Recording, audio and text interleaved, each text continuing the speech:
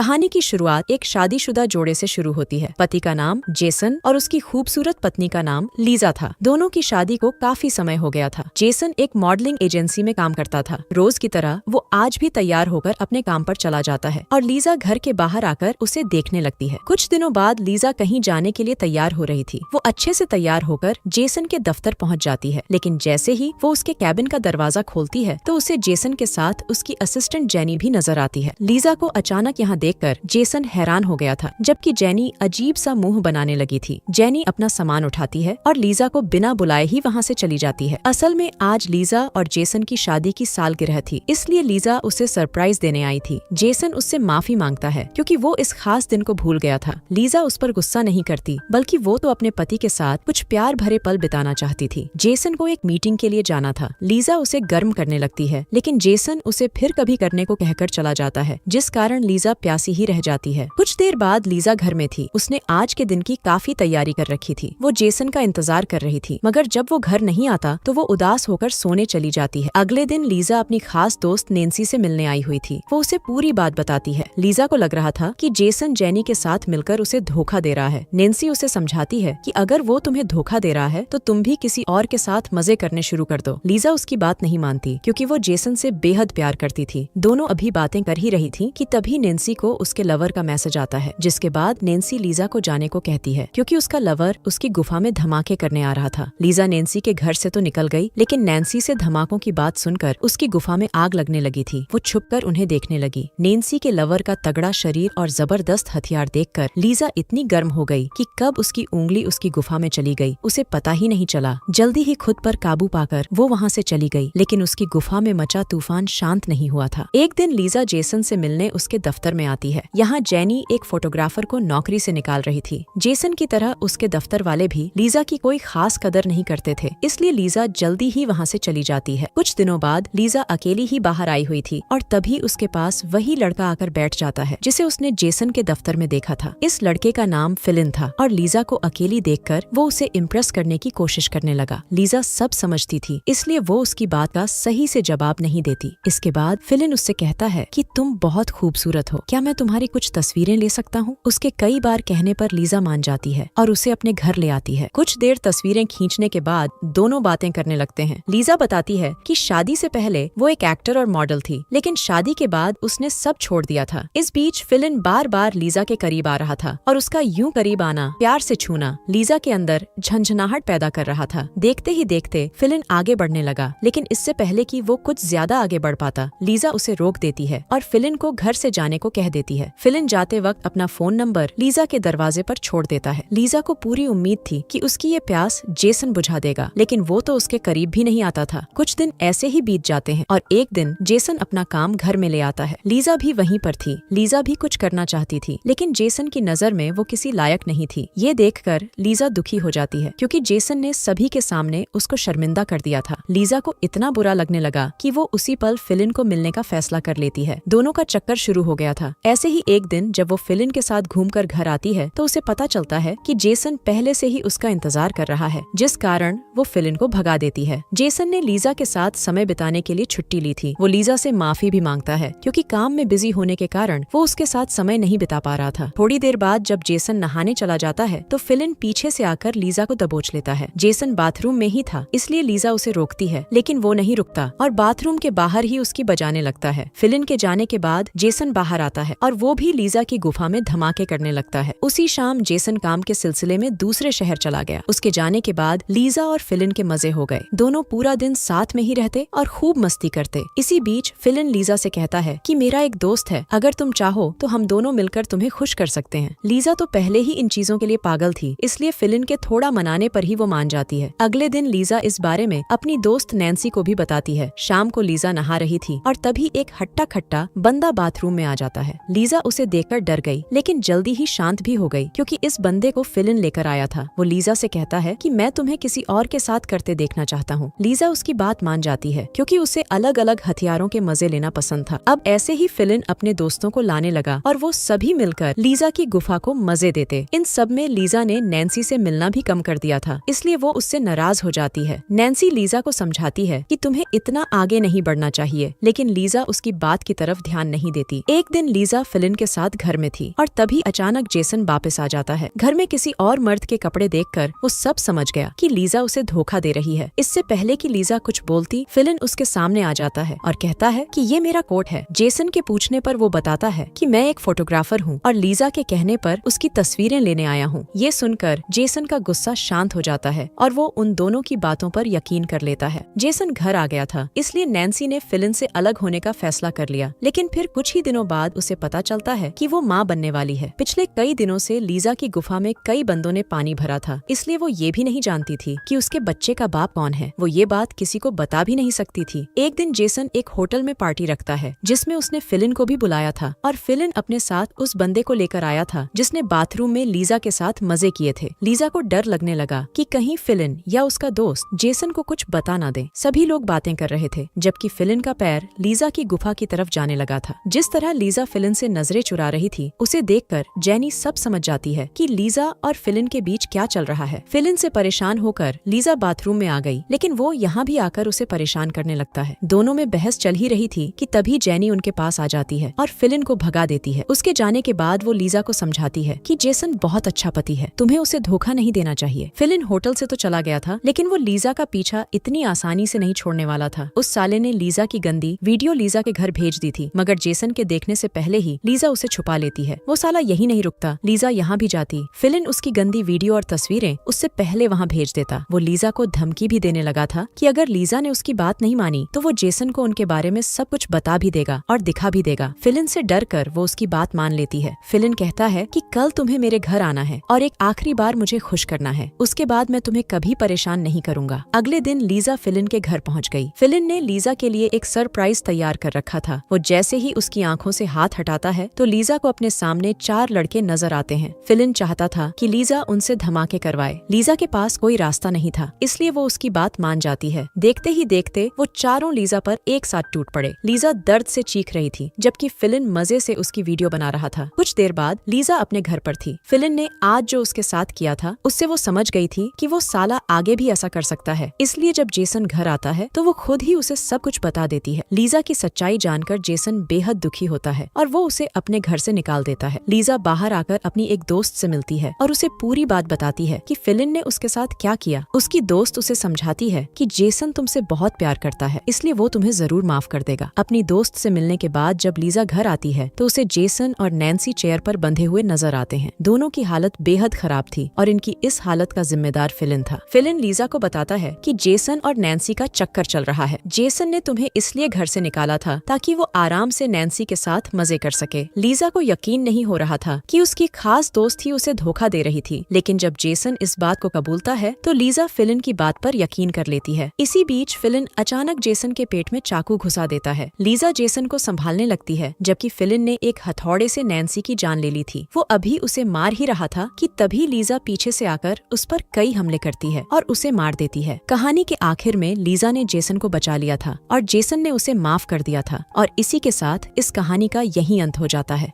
हमारी वीडियो देखने के लिए बहुत बहुत धन्यवाद।